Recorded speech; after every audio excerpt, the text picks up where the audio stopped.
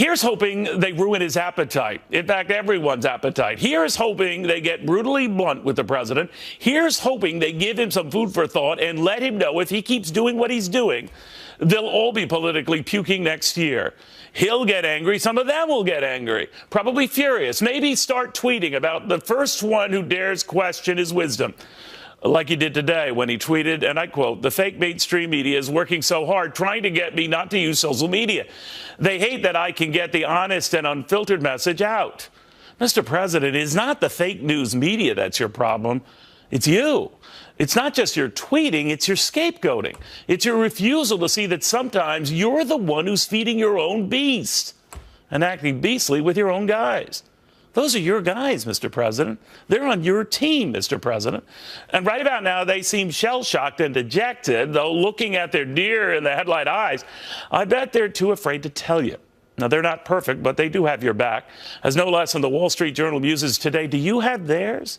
Mr. President, they didn't tweet disparaging comments about a London mayor in the middle of a murder spree. You did. They didn't create that needless distraction. You did. They didn't get you off your very valid and very promising agenda. You did. They didn't turn on a travel ban that you signed. You did. You're right to say a lot of people are out to get you, Mr. President. They are. But as the Journal pointed out, the buck stops with you, Mr. President, and risks ruining the very promising economic agenda that has buoyed spirits and the markets because of you, Mr. President. That's good. Look at these critiques you're now hearing from usually friendly and supportive allies as sort of like an intervention.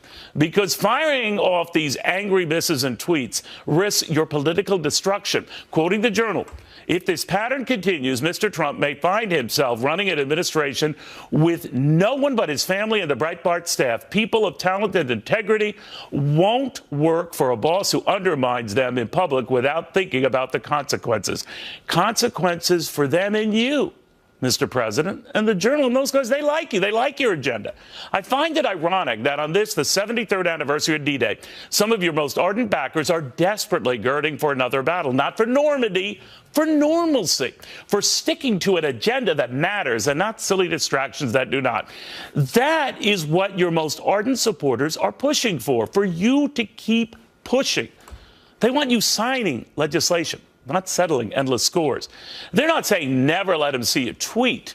They are saying never let him see you sweat. Remember, no one ever said that Harry Truman didn't have a temper or that Ronald Reagan a long memory. They just preferred giving their critics hell than telling them to go to hell. Now, just because your own critics never thought that you'd make it to the White House does not mean you shouldn't listen to those who want you to thrive and succeed in the White House. They're not the problem, Mr. President. Like I said, these days, you are. Good night.